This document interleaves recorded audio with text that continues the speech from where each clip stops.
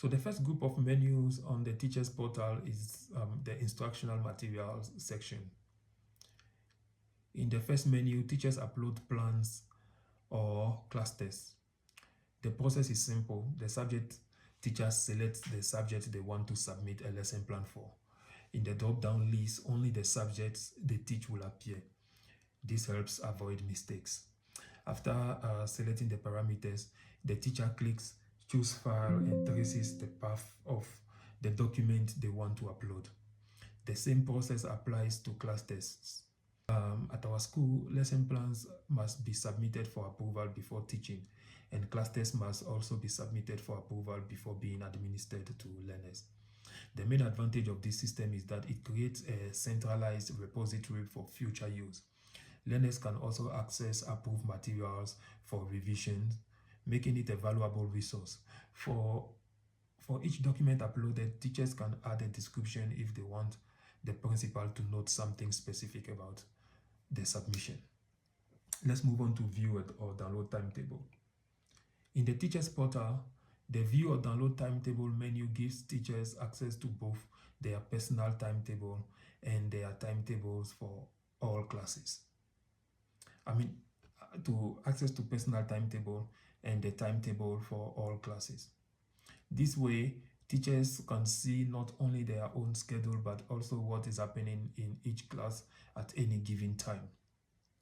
When the administrator uploads the existing timetable, every class timetable becomes accessible here. Each teacher can view all class timetables, while their personal timetable remains private and accessible only to them. Now, let's look at my teaching schedule. This is where you access your academic timetable, referred to here as the schedule. This page becomes active and useful when the school opts to use the RIS timetable generator for the entire school. The advantage of the RIS timetable generator is that it can handle exception days directly within the timetable. And teacher absenteeism can be managed smoothly without disrupting the flow of lessons. Notification and any changes are instantly available to the concerned teacher and classes, something that the traditional way of managing timetable does not offer automatically. Let's move on to my calendar. This is where the teachers can view the general school calendar and also set up their own personal events. As a teacher, you can add a personal event or create a shared event with your learners or colleagues. For example, you might schedule a class test, a reinforcement lesson, or an extra period. To set up an event, simply click on the day in the calendar.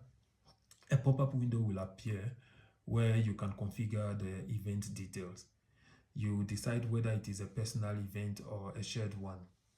In your event view, you can choose to display school events, private events, class events, or staff events, giving you full control over how your calendar looks. Any event you share with someone or a group will also be visible to them on their portal. Now, let's move to the second group of menus for the teachers. Enter test or exam scores. This section is one of the most important aspects of the system. As a teacher, you come here to record test and exam marks so that all computations are handled automatically. From your portal, you will see only the subjects you teach, for example, economics and mathematics. After selecting a subject, choose the grade. The term field is automatically set to current term since only active term can be edited.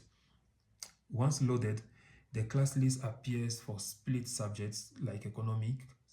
For split subjects like economics, you will only see the learners who take that subject. To enter marks, simply type them into the table. The denominator header lets you specify the weight of the test. For example, if the test was out of 25, you enter 25 and the system calculates the percentages accurately. As you input marks, the system performs the calculations automatically. We understand that schools process continuous assessment and exam marks differently. when we install the system at your school, we will customize a formula to match your reporting requirement. So below the table, you will also find shortcut keys and buttons that to speed up data entry. For convenience, we have also included a small on-screen calculator. It is highly recommended to enter the marks immediately after marking papers to keep report up to date. Once you save the marks, a notification is sent to the admin for review and approval. Approved marks are indicated with a green tick and the cell turns green. Approved marks cannot be edited unless the admin reverses the approval. If you ever need to match a face to a name while entering marks, just click on the learner's name. Their ID card will be displayed instantly. Let's move on to view a learner's overall performance. So as a teacher, it is important to know the overall performance of the learners you teach. The view overall performance feature allows you to see the test and exam scores for a particular learner across all the subjects they take. To access this, simply select the term, enter the subject ID or name, and click Search Student. Instantly, the complete performance record is displayed for you, and if needed, you can print the report for reference or discussion. Print test and exam summary. This is our next menu portal. So for filing purposes, teachers can easily generate a list of their learners along with all the marks they have entered. To do this, simply select the term, the grade, and the subject, and voila, the complete record is displayed. You can also print this document and keep it on your personal file. This is for your own record keeping, not for submission to the admin, since they already have access to the marks through the system. Now let's move on to rate character and discipline. I made mention of it earlier. So the platform is where a learner's character and discipline are determined for the bicycle report. It works like a voting system. Every teacher contributes a comment on the learner's character and attitude towards learning. The system encodes those comments, calculates an average score, and then determines whether the learner's general character and attitude towards learning is rated as good, very good, or poor.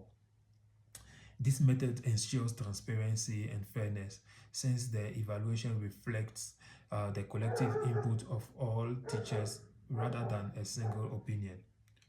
So to cast your vote, the teacher to cast your vote as a teacher, first select the cycle in question, then choose the class and load the list of learners.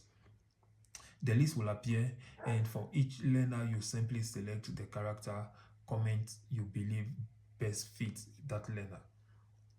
If you are unsure which learner you are dealing with, just click on their name. Their ID card will instantly appear for confirmation.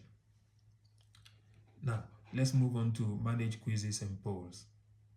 The next group of menus is manage quizzes and polls. And this section is straightforward. To create a quiz, simply fill out the rubric form, set the period within which the quiz must be taken, define the duration, and assign it to the class or classes that should take it.